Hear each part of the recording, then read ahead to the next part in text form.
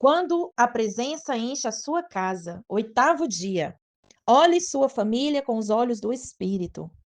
Paulo diz que se antes conhecia Cristo segundo a carne, agora já não o conhece desse modo. Isso significa que não conhecemos o Senhor de forma natural. Alguns conhecem apenas o Jesus histórico, mas precisamos conhecer o Filho de Deus pelo Espírito. Não devemos conhecer nem a nós mesmos segundo a carne. Quando olhamos para a realidade da nossa carne, ficamos deprimidos e desanimados. A introspecção é perigosa, pois ela gera em nós autocondenação ou autopiedade. Essa é uma verdade que precisa ser aplicada em nosso relacionamento conjugal. A causa de muitos problemas é que os cônjuges ainda se veem segundo a carne. Hoje, eu gostaria de mostrar a glória de nos vermos segundo o Espírito. É uma perspectiva completamente revolucionária, pois ela é segundo a verdade de Deus.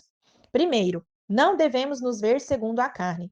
Sempre que nos olhamos de forma natural, nossa tendência é ficar deprimidos e desanimados. A realidade é que nós somos novas criaturas, mas é somente a verdade colocada no verso 16 que nos permite apropriar-nos da realidade do verso 17.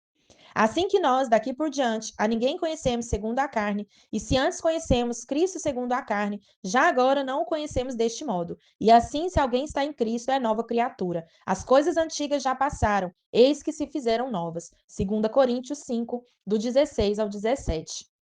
Depois que nos convertemos, ganhamos uma nova forma de enxergar as pessoas e até a nós mesmos. Hoje, devemos ver todas as coisas pelo Espírito. As coisas do Espírito, porém, são percebidas pela fé. E a fé é a convicção de fatos que não vemos com os olhos naturais.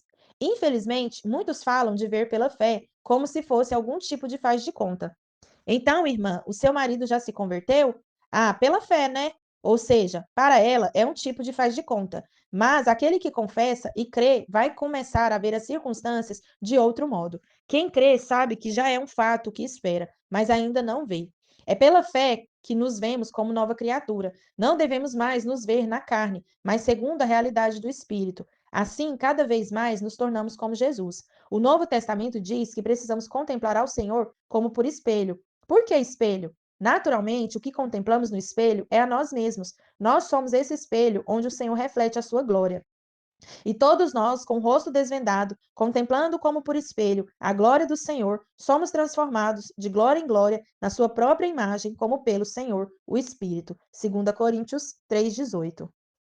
Jesus está em nós e ele é a esperança da glória. A glória de Deus está em nós e precisamos contemplar em nós mesmos, aos quais Deus quis dar a conhecer qual seja a riqueza da glória deste mistério entre os gentios, isto é, Cristo em vós, a esperança da glória. Colossenses 1, 27.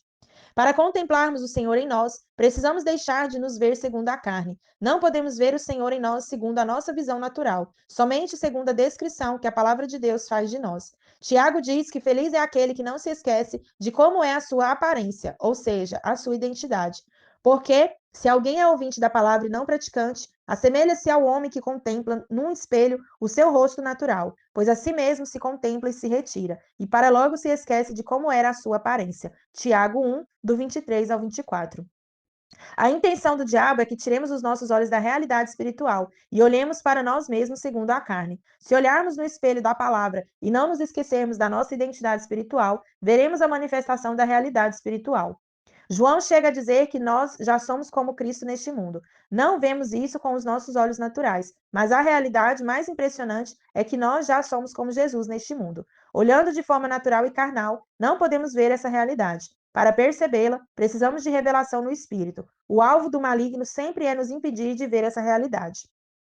Nisto é em nós aperfeiçoado o amor, para que no dia do juízo mantenhamos confiança, pois segundo ele é, também nós somos neste mundo. 1 João 4,17.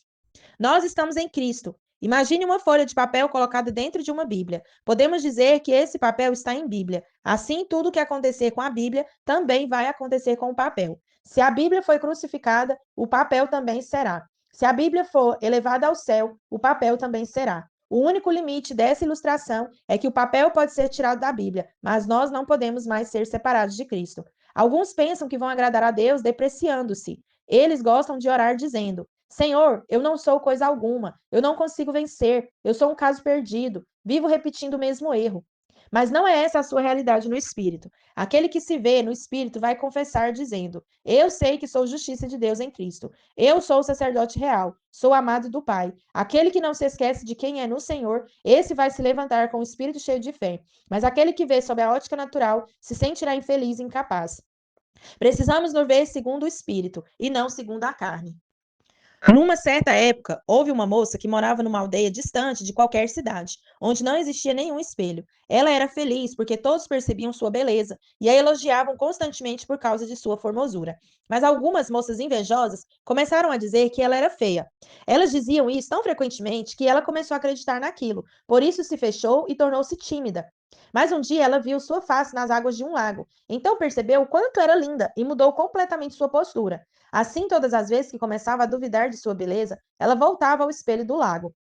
Evidentemente, as mentiras do diabo estão relacionadas a muitas outras coisas. Isso pode ser aplicado a outras mentiras, como você é derrotado, você é incapaz, você não é justo. A cada semana, precisamos que o pregador nos mostre nossa face no espelho da palavra. O problema é que, eventualmente, passamos a acreditar em algo que é constantemente repetido, mesmo que não seja verdade. Esta é a tática maligna, a repetição exaustiva da mentira em nossa mente. Uma mentira repetida muitas vezes acaba se passando como verdade. Ele faz isso nos mostrando as coisas sob a ótica natural. O pior é que a mentira do diabo é como um ilusionismo. Podemos ouvir, ver e até senti-la. A vida cristã vitoriosa é resultado de vermos o que somos em Cristo. Assim, precisamos rejeitar as mentiras que o diabo nos mostra em nossa carne, assumindo que já somos em Cristo pela fé. Segundo, não veja o seu cônjuge de forma carnal. E assim, se alguém está em Cristo, é nova criatura. As coisas antigas já passaram, eis que se fizeram novas. 2 Coríntios 5,17. Além de não nos enxergarmos segundo a carne, precisamos ter cuidado para não enxergar o nosso cônjuge segundo a carne. Paulo disse que agora ele não conhece a ninguém segundo a carne. Uma das coisas mais desanimadoras é olhar para o seu cônjuge e filhos segundo a visão carnal ou natural. Aquele que só vê defeitos nos outros é doente espiritualmente. Infelizmente, muitos pais veem seus filhos como derrotados. Por causa disso, eles acabam se comportando conforme o conceito carnal que os pais têm deles. A maneira certa de exortar um filho é dizendo: você não está agindo de acordo com o que você é. Você é santo, cheio do amor e do Espírito de Deus, e suas ações não se harmonizam com isso. Essa foi a forma como Paulo exortou a igreja de Corinto. Ele os tratou de forma espiritual, pois os via em Cristo. Ele via os irmãos como Deus o vê. Nós também precisamos ver os irmãos e nossa família como Deus os vê. A realidade espiritual deve ter primazia sobre a realidade natural. Observe a condição da igreja de Corinto. A igreja estava cheia de divisões. Nas refeições, os ricos se mantinham separados dos pobres. Era comum ficar embriagados durante a ceia. Havia muita imoralidade na igreja. Um irmão costumava ler o outro aos tribunais, levar o outro aos tribunais. Rejeitavam a autoridade espiritual, inclusive a de Paulo. Eram fascinados pelos dons mais espetaculares e o culto era bagunçado. Mas ainda assim, Paulo tinha uma atitude profética de ver como Deus vê. E como Deus via os coríntios, Paulo diz uma série de coisas sobre eles. Eram santos, eram ricos na palavra e no conhecimento. O testemunho de Cristo era confirmado entre eles. Não lhes faltava nenhum dom. No fim, seriam apresentados irrepreensíveis diante de Deus. Por que Paulo pôde ter uma visão de fé?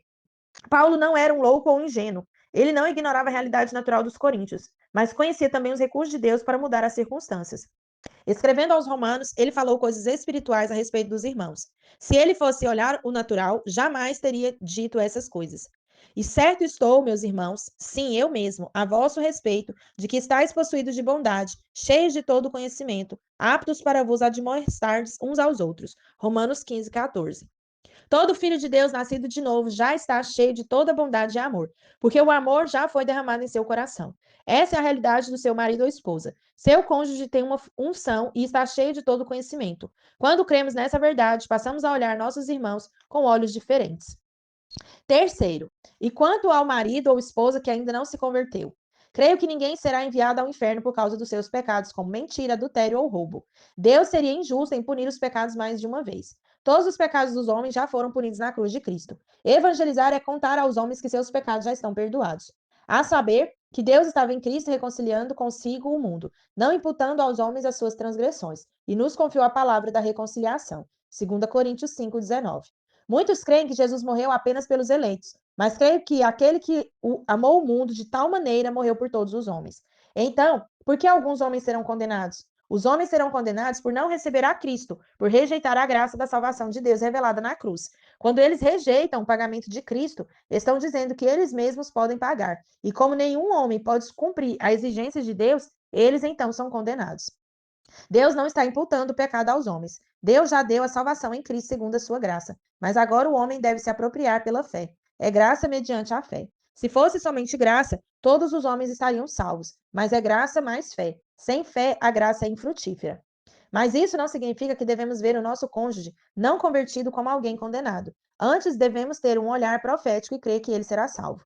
A melhor maneira de a mulher ganhar o marido ou a mãe ganhar o filho é vendo-o como já tendo sido salvo. Recuse-se a ver seus familiares de forma natural. Veja-os pelo Espírito em fé já salvos. A unidade da salvação é a casa. Noé foi salvo com a sua casa. As famílias no Egito comeram juntos o cordeiro dentro de casa e Raabe foi salvo com a sua família. Precisamos crer que Deus já fez a obra e eles agora precisam apenas se apropriar. Não adianta orar pela conversão de alguém vendo-o de forma natural. Se você o vê como um condenado, não poderá crer no perdão. Existe uma gangue de motociclistas nos Estados Unidos chamadas Hells Angels, Anjos do Inferno. Normalmente, os membros dessa gangue são muito cabeludos e barbudos e usam uma jaqueta de couro com o logotipo da gangue. Certa vez, um irmão testemunhou que havia sido membro dessa gangue por muitos anos, mas sua mãe era crente e orava continuamente para que ele fosse salvo. Entretanto, mesmo depois de muito tempo e muita insistência da sua mãe, ele ainda não havia se convertido. Ela então aprendeu o princípio de fé, de crer e confessar. Assim, ela começou apenas a declarar que o seu filho já era salvo e até colocava versículos bíblicos nos bolsos de suas roupas. Certo dia, ela chegou até mesmo a mudar o nome dele. Como era cabeludo, ela passou a chamá-lo de Moisés e começou a declarar que ele seria usado por Deus para tirar pessoas do inferno. Depois de alguns meses, ele passou por um grande apuro ao ser perseguido por outra gangue rival, e no meio do perigo, ele clamou a Jesus e foi salvo. Hoje, esse irmão é líder de um dos maiores ministérios com presidiários nos Estados Unidos. Tudo porque sua mãe o viu salvo antes de acontecer no natural. Quando vemos as pessoas pela ótica da cruz, percebemos que cada pessoa tem o potencial de vir a ter a mesma realidade em Deus, da qual desfrutamos hoje. A graça de Deus se manifestou a todos os homens, porquanto a graça de Deus se manifestou salvadora a todos os homens. Tito 2:11. Amém.